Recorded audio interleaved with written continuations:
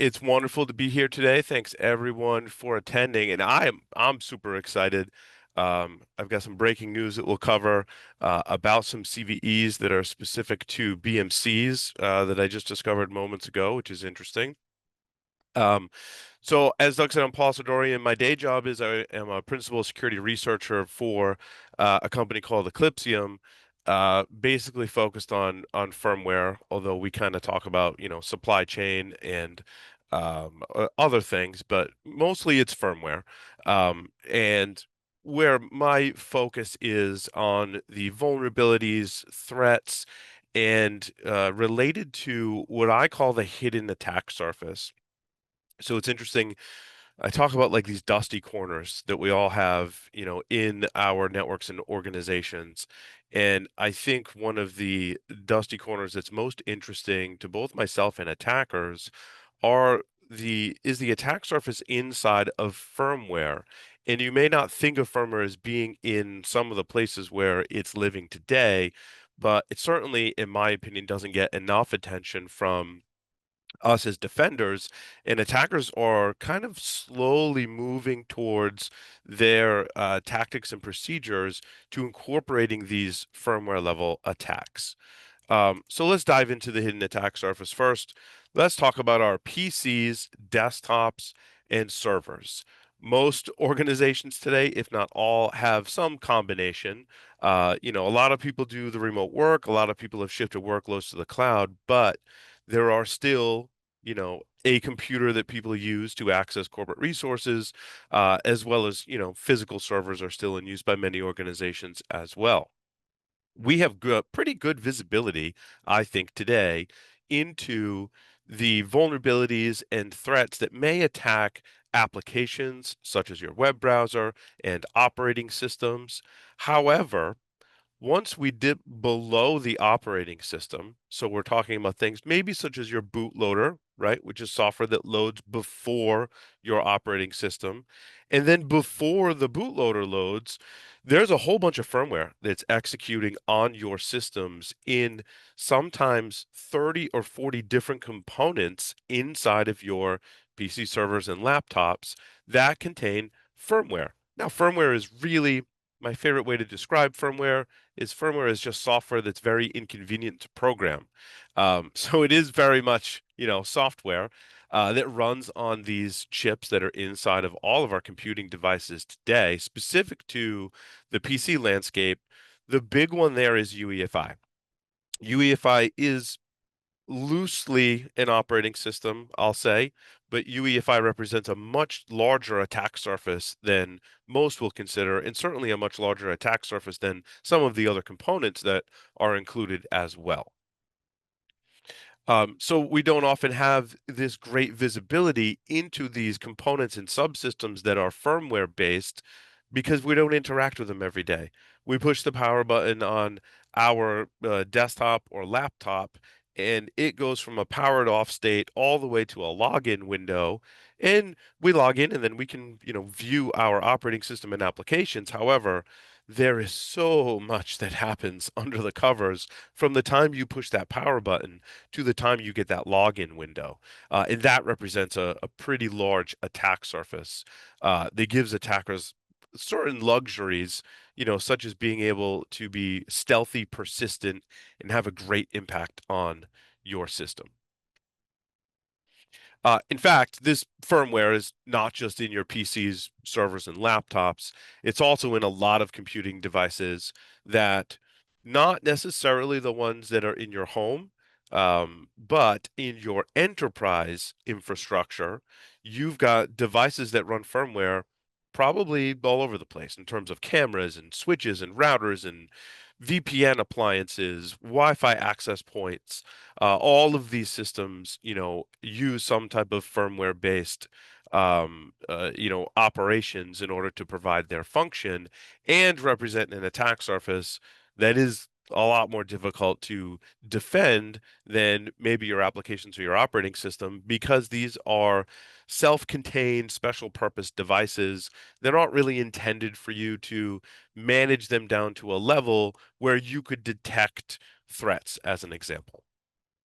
And where I'm going with that is It's very concerning for me that we have this situation where there is not a lot in terms of defenses going on our networking VPN security appliances that we have in our enterprise today compared to Windows systems, right? When we deploy a Windows system, whether that's a server or whether that's a desktop, there's all kinds of things we do to that Windows system to help harden it and monitor that Windows system.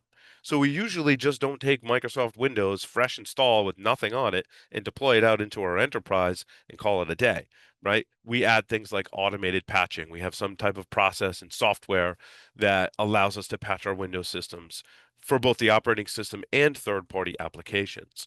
We encrypt the hard drives using BitLocker technology. We probably do some operating system hardening, enabling and disabling features and managing configuration to reduce our attack surface. We use vulnerability management agents, right? That's the big shift in vulnerability management was from scanning things over the network to doing authenticated scanning or doing using an agent that's specifically there to look for and catalog vulnerabilities that are on our systems. And finally, we might use some kind of endpoint detection response, antivirus, anti-malware solution on our Windows systems to help prevent and detect and respond to incidents that are happening on our Windows systems. Now, when we transfer this to a network appliance or a VPN appliance, we just kind of trust the vendor, right? We have very little, if any, visibility into the attacks and threats that are going after our networking gear, right? Some of this is made difficult by manufacturers. They're like, no, you don't get access to the Linux kernel that's running on this particular device. So you can't put EDR on it. You can't do a great level of forensics or incident response because the systems are so locked down or in this closed environment. And we just kind of, the vendor's like, oh, just trust us, it's secure. When, if you've been paying attention to the cybersecurity news recently, obviously there's a lot of vulnerabilities that have been disclosed and exploited on these particular platforms. And I won't name any vendors because basically it hits all of the vendors that are producing network and security appliances and networking gear. So what can we do? I'll start first with just some tips to help evaluate the supply chain, right? And I think what I've set up so far speaks to how the supply chain security and issues are coming into play in our organizations today, that we are getting gear, deploying it into our environments, and we have to pay attention to the supply chain of all of the different components, firmware, and software that's under the covers, that's beneath the surface. Each one of those chips, each one of those subsystems, each one of those appliances has multiple components that have their own supply chain of both software and hardware. And if we don't pay attention to that, that's where the attackers are going to prey on to find vulnerabilities to exploit these devices to achieve their goals. So I'll go through some firmware validation tips. This is more for, what a security researcher might do, but also if you're curious, you can kind of dig into and take a look at what this firmware looks like and start to pick it apart and identify the components and start digging into the supply chain of various firmware. Now, my favorite tool for doing this, if you want to, basically follow along at home, do this for some firmware that for devices you might have in your environments, Emba makes it sort of easy. I mean, I've got some, tutorials on our blog, and the Emba team has great documentation. And this is software that I usually run inside of a VM virtual machine that runs Ubuntu, which makes it much easier. And this software, if you give it firmware, you run Emba against it, and Emba will try to automate all of the tasks that a security researcher would do to basically unpack this firmware. So with Emba, it starts pulling apart the firmware and doing all these things that we would normally do by hand as security researchers to pull apart various aspects of this firmware. And look at things like what binaries are on the system, what types of code is inside of that binary that might lead to exploitation, what version is that program that's inside that firmware, and what known CVEs are associated with that binary, and which of those CVEs have known exploits. You can see the ones in purple here are vulnerabilities that are in the Linux kernel on this device that have an exploit publicly available for them. It'll crack password hashes if it finds them, and just do all kinds of stuff to help you kind of determine if I were to attack this firmware, what would I do? If I have this firmware in my environment, how like security wise is the supply chain, aspect of it? What kind of vulnerabilities are inside of this firmware? It also will produce an SBOM for given firmware, which is super handy as well. So Emba is a great tool to kind of get started on looking into firmware, evaluating that for multiple different purposes, right? Could be supply chain, could be, maybe you want to look for an exploit or you want to look for something, some known flaw inside of firmware. Um, One of the tools that's included in Emba is called Unblob. And so what happens if you're going to start looking at firmware, one of the things you need to do is take that firmware file and unpack it, right? Typically, what differentiates firmware from an operating system like Linux or Windows that you would install is inside of that one file of firmware, there's multiple different sections that represent the different pieces of the firmware. Sometimes you have a whole section that contains your bootloader inside that file, that contains your kernel, that contains your file system, that contains another area to store data, right? And all of those are packed together inside of a firmware file. Unblob is a fantastic tool that will pull apart that firmware. You can also use binwalk for this. I happen to be a fan of Unblob. I always make sure that I have the latest version. Unblob is also very difficult to install because of all the dependencies that Unblob has built in to be able to read and understand different types of file systems, right? So there's a lot of modules that go into it, and it's, we've all been there in dependency hell. And so what I do is I run Unblob inside of a container on my Linux system, and this is my script to run the container. So you can, the slides will be provided for you. You can copy and paste that and put that into a shell script, and that will help you run Unblob, always on the latest version if you keep your Docker container image up to date, and it will go ahead and use Unblob inside of a shell script, which is pretty neat. And that's how I run it. If I just want to unpack the firmware just to kind of look around, maybe I'm looking for something specific, such as a vulnerability that was in a similar kind of firmware. I just want to unpack the firmware and go hunt around and go, is that file or this component exist in this firmware? So Unblob is great. There's some recent research that I've stumbled across, and there's bits and pieces of it that I really, really like and wanted to share with the audience. So this person, and the link to their research is at the bottom. They did a fantastic job evaluating the firmware from a lofty alarm clock. I don't know if anyone has a lofty alarm clock out there. If you do, you definitely want to go read this post and read the results. There's some workarounds, but no official fix for the vulnerabilities that were discovered on here. And it would be a difficult one to fix, and I'll get to that in a moment. But what I loved is, we can go crazy trying to get the firmware off a device. So I should back up a moment. The tools like Emba and Unblob I mentioned before operate on a firmware file. Now, you can go get that firmware file from the manufacturer's website and download it. I'm sure many of us have done that to update one of our devices using firmware. Analyzing that firmware is, that's the installer file, basically. The firmware that's on the device lives typically on some kind of storage chip, a SPI flash or eMMC on the device. If you don't have access to the firmware from the manufacturer, you have to then use all these hardware tricks to pull the firmware off the device. I don't think I include much about that in this presentation, but there's other resources where I do show that.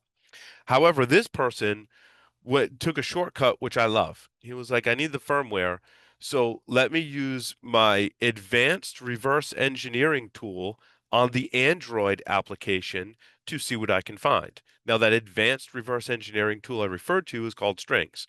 So using the strings command, giving it the Android application inside of that APK or Android app was a link to the firmware. And they tried to obfuscate, the domain, the subdomain, and make it not obvious for people. It's not download.website.com. They tried to, get fancy with it, but it's in the binary. And this is how they were able to obtain the firmware. It turns out that this firmware is an ESP32 chip, but specifically, they didn't enable firmware encryption or secure boot, which is available on ESP32 devices, which means the author figured out that basically, if you were to craft an attack, you could put firmware of your choosing on this alarm clock and backdoor the firmware. So if you have one of these clocks, you want to look into his website and get the workarounds. The other most recent research, and these are ones I've just found this week that I thought were interesting, is another author of a blog post on analyzing Zixel hardware, published a great post where he was looking at the firmware for Zixel devices. In this, he was looking specifically at the web server configuration. Now, this is something that Emba does really well. Emba will go out and discover, hey, where are all of your web servers that are inside this firmware? And it looks for known patterns like, is it light HTTPD, which is the one that's used here? Is it Nginx? Is it Apache? Is there multiple web servers on here? And it'll go look for the web server. And then it'll go look for the web server configuration. And where this person started in the reverse engineering department was just reviewing the web server configuration. So you don't have to be an assembly programmer. You don't have to be really awesome with IDA Pro or Ghidra in reverse engineering to start looking at some of this firmware. It could be as easy, if you understand web server configuration, you can look at them and go, hey, how is this thing configured? And one of the configuration patterns, I don't know if you can spot the oops here, but one of the configuration patterns that caught the author's attention was auth Zixel skip user pattern. And what that means is that these are files and directories that can be accessed before authentication or without authentication. So I don't need to authenticate to access any application in /CGI/bin. That means as an attacker, I can execute code of any script that's in CGI bin. And what happened was, after a much more investigation, you can read the post in the details, they were able to figure out and exploit types. They were able to basically delete files using the exploit. I would imagine that this research will continue and ultimately uncover remote code execution, perhaps. And since this is unauthenticated, it's really bad. Zixel, I believe, did patch this vulnerability. So if you're using Zixel devices, make sure you're on, the latest firmware. But I thought that was a really kind of neat thing that they did just by analyzing the web server configuration. This one's also brand new this week. This is research from Rapid7. They did an amazing job. They looked at Brother and the family of printers that are underneath the Brother moniker, and they discovered, I think it was almost like 1,000 different models of printers contain vulnerabilities. They found 8 vulnerabilities across all of these printers. One of them is really super bad. That's a technical term, right? Super bad. And the super bad one is the CVE 2024-51978 is a remote unauthenticated vulnerability that allows you to get the serial number of the device from an SNMP query. Using that serial number, they reverse engineered the algorithm that takes the serial number and generates the default password for the Brother printer. So if you have not updated or changed, rather, your default password for your Brother printer, and I think the comments from some of my friends were like, nobody changes the default password on their Brother printer, right? It's one of the last things on people's lists. But if you haven't changed the default password, an attacker can get the serial number, derive the default password, and log into the device. Now, the other interesting thing about this vulnerability is that Brother indicated that this vulnerability could not be remediated in a firmware update. They have to change the manufacturing process in order to remediate this vulnerability. My best guess, and I'm curious if people have, thoughts maybe in the Q&A section, but my best guess is the algorithm is stored somewhere on a read-only chip inside the printer that can't be overwritten, they can't be updated with firmware, right? I don't know if that's really true, but there's something in the way they've manufactured these printers that doesn't let them update this particular code. So you can't remediate this vulnerability with a firmware update. However, if you change your default password, then you're immune to this vulnerability. But you have to make sure that you always keep the default password from the original value. In other words, if you reset to factory defaults, also sometimes a firmware update may reset the default password back to its original value. So this is something you have to keep tabs on. Last night I was talking to HG Moore from Run Zero. He has a community edition. I'm not pitching, or I don't get paid to pitch HD's product. The reason I mention that is that HD and team have built in a default password scanner to the Run Zero product, which I thought was pretty cool, right? And then he also makes that available for free. So make sure you're scanning constantly for default passwords. If you're looking at PC servers and laptops, and specifically ways to enumerate the configuration and hardware and chips and firmware versions on your systems, it can be kind of gnarly. There isn't, maybe our product side. I'm not trying to pitch our product, but that's what our product tries to do. But there's a lot of different utilities that you can run that are free, built into the operating system, or open source tools that you can run on Windows and Linux primarily, that will help you enumerate the state of your firmware. It'll tell you things like, is secure boot enabled? Is my revocation list for secure boot up to date? What, hardware inside my CPU, the microcode version? Am I in the latest microcode version? And so there's all these commands that I was running that I had collected so many. I was like, I got to create a cheat sheet like for myself.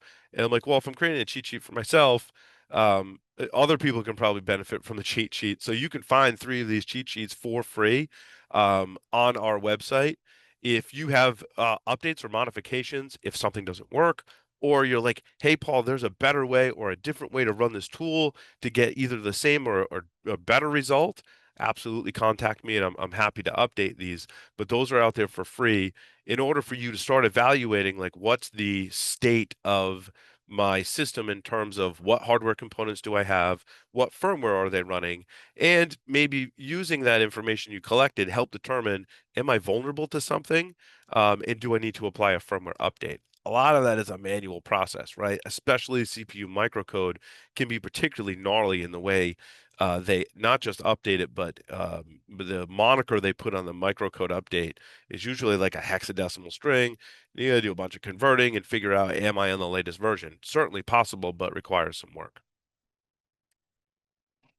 Let's talk about some firmware backdoors and malware.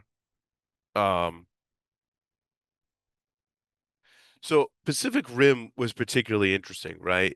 We've talked about a lot of different types of firmware, different types of firmware vulnerabilities and attacks. Um, to see that in action, to see attackers actually going after these targets, is pretty cool in my opinion, but also can be pretty devastating because it's an attack surface. We don't have great visibility. So what Sophos did was when they noticed that threat actors were going after their devices, they implemented a monitoring system inside the kernel of their appliances to be able to observe what the attackers were doing on their platform. And what they discovered was pretty frightening. That the firmware was backdoored so that malware could persist through upgrades. And this is something we've not only seen on Sophos devices, but many other devices, from F5 as an example, and many others. And we've seen this not only in security research, but in practice by attackers where they're implanting their shell script, basically. This is one method, right? They implant a shell script in your backup file so that when you factory reset or upgrade firmware and restore from backup, that shell script executes and reinfects your appliance. So we saw attackers doing that in the Pacific Rim attacks. We also saw them on some test systems using UEFI implants, doing things like trying to bypass Intel Boot Guard.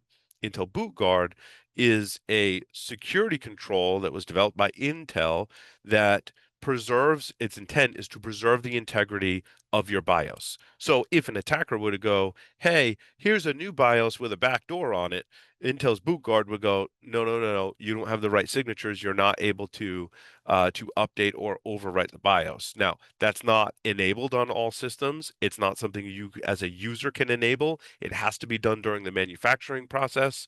But there's also research that shows people how to get around the Intel boot guard protection, and we saw attackers trying to do that. They were using the publicly available tools to bypass Intel boot guard to get custom UEFI BIOS firmware on these systems. So that was super interesting.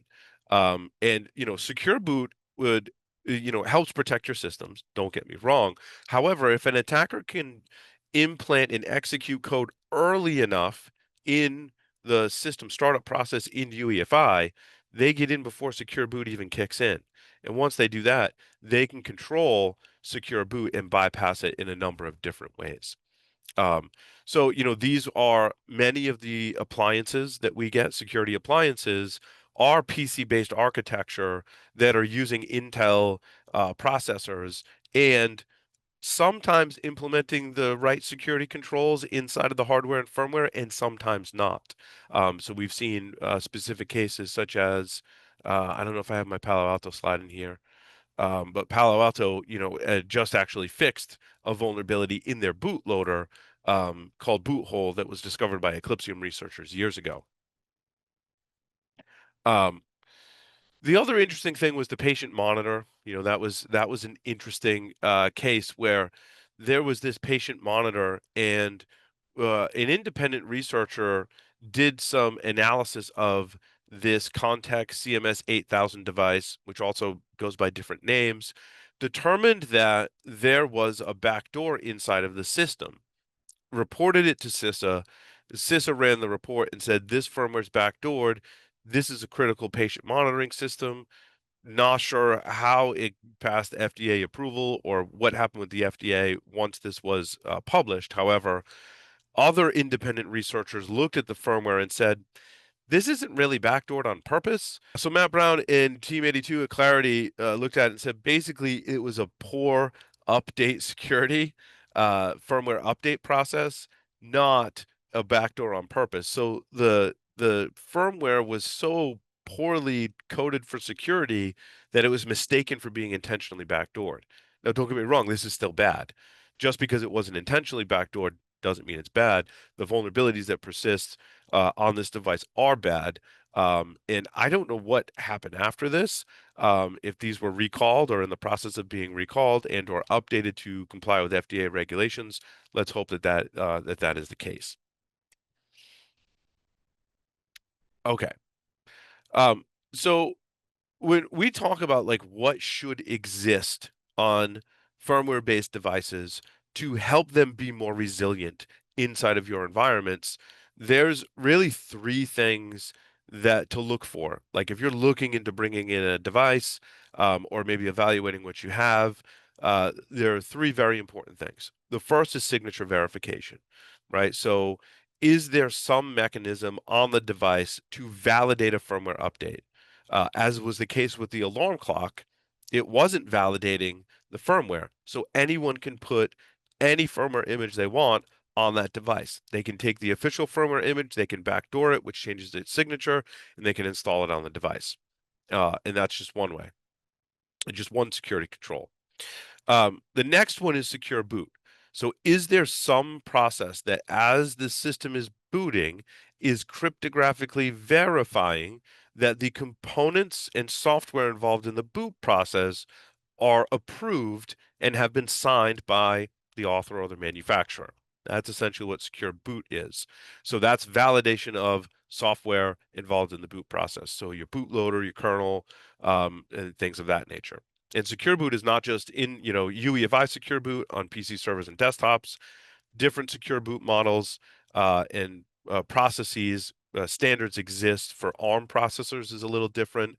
ESP32 devices and lots of other microcontrollers also have a secure boot process that's different from UEFI secure boot.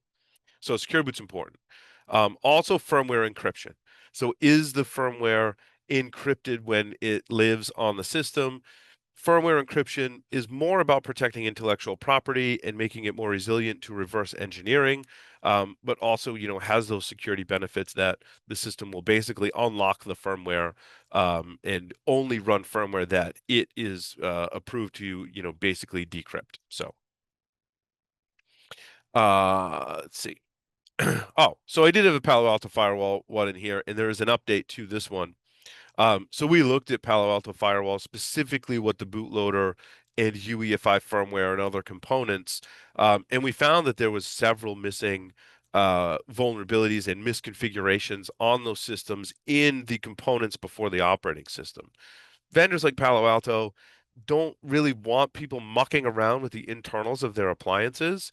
However, through a remote code execution exploit, we're able to get access to root level privileges on the Linux on these devices and then evaluate what components were below the operating system. We discovered, ironically enough, the 2020 boot hole vulnerability was discovered by Eclypsium researchers Mickey and Jesse also did the analysis of the Palo Alto device and found the presence of the boot hole vulnerability in the Grub bootloader on select Palo Alto appliances. Just the day before yesterday, Palo Alto has patched the bootloader on a few of the affected models that are still supported. So if you're running Palo Alto, probably important that you patch this vulnerability, as the Grub vulnerability allows attackers to execute code before the operating system, which means any operating system controls are off the table. It can also be used to bypass the secure boot process, as well as some of the other vulnerabilities that were found in the UEFI firmware on Palo Alto devices. Those have, to my knowledge, have not been addressed. So let's talk about AMD microcode vulnerabilities. I thought I had a slide in here on the BMC, which remind me, I'll talk about at the end if I don't have one on that. So again, microcode vulnerabilities are super bad because you can change how the CPU is behaving and skirt around security controls that happen very early on in the initialization phases of your PC. So with CPU microcode flaws, you can break out of virtualization environments, right? So if you've got a multi-tenant virtualization, a flaw inside the CPU allows you to bypass the hypervisor protection controls that protect individual workloads in the cloud, for example. Some of the microcode vulnerabilities have been, like Zenbleed was one in AMD processors, extremely bad, very easy to exploit, allows you to see memory in other processes. I was able to sniff passwords from other processes that I shouldn't have been able to see. That one was fixed. And there's, a series of microcode vulnerabilities. This one, allowing attackers to inject malicious microcode, has that side effect of bypassing hypervisor controls. Supermicro BMCs had an interesting. So BMCs is getting some attention recently. NVIDIA produced a report where they looked at the security of BMCs and found, I think it was 14 vulnerabilities. We've done at Eclypsium uncovered more than 6 CVEs that have to do with BMCs or baseboard management controllers, right? Let's go back to super micro vulnerabilities, right? So this is the BMC is you like computers so much, I put a computer inside your computer. Most BMCs are running an ARM-based Linux chip from a company called ASpeed, and running Linux on that ARM chip. So if you like Linux ARM-based computers, we like it so much we put one in your server that operates as your BMC or baseboard management controller. Extremely high level of privilege you get once you compromise the BMC. In this case, Supermicro patched a couple of vulnerabilities that allowed an attacker to bypass signature verification. So Supermicro is doing the right thing. They're checking the signature of the firmware that's being installed on the BMC.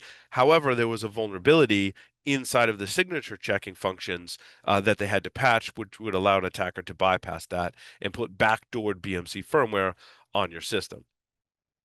Now, this one is extremely interesting. This was discovered by my coworker Vlad Babkin, who's an amazing security researcher, and this is just one of the CVEs to his credit, but this one's really bad. So bad that CISA just added this to the CISA KEV. That just happened yesterday or this morning. That CVE 2024 54085 was added to the CISA KEV, which means someone observed it being exploited in the wild. Now, this particular vulnerability is kind of like a server-side request forgery and an authentication bypass all rolled up into one. Essentially, you can send a crafted HTTP post request to in AMI Redfish. So Redfish is a protocol that allows you to manage your BMCs. You send it to the Redfish API endpoint. It basically spoofs the IP address and tells the BMC, hey, this request is the calls coming from inside the house, right? This request is coming from an internal IP address. Therefore, you should not look to authenticate it because it's coming from the local host. But you can do this remotely just by changing an HTTP header value, putting an IP address in there. And in this particular payload that executes without authentication, creates an administrator level account on the BMC, allowing an attacker to then log into the BMC. And again, this one is being exploited in the wild. Hopefully not as bad as my experience when I was exploiting these in the wild on a penetration test. I connected to the BMC, which I believe was a Dell DRAC BMC. I logged into the web interface with the default username and password, and I said, give me a terminal on the server, and that terminal was already logged in as root. So in the first 5 minutes of a pen test, I found a BMC, default credentials, log in, and I have a root shell. So that's the kind of things that are super dangerous about BMC attacks, as well as a lot of other things. And this is, the exploit code is out there, which is probably why it's being, exploited publicly. But there is a fix for this. AMI and several vendors. So AMI released the original fix, and this is the supply chain aspect of it, right? It was in AMI's code. A lot of OEMs use AMI's code to run the BMC, and so all of the other providers in the supply chain had to update their BMC software. So this spanned IBM, maybe Dell, and a bunch of other companies. It's in our blog post on our website. So let's talk about microcontrollers. So it's interesting, we talked about secure boot, we talked about firmware encryption. These things, technologies exist in ESP32 devices. Now, ESP32 is a small programmable chip from Espressif Systems that makes its way into little hacking devices, such as the cheap yellow display you see there with the green display. It also makes its way into consumer-based appliances. It makes its way into EV charging stations. So it's kind of a general purpose programmable chip with Wi-Fi and Bluetooth on it. And it does support signature verification, firmware encryption, and secure boot. But a lot of people don't implement it. So that alarm clock example, right? Had they implemented secure boot on that ESP32 chip, it would prevent an attacker from loading whatever firmware they wanted on there.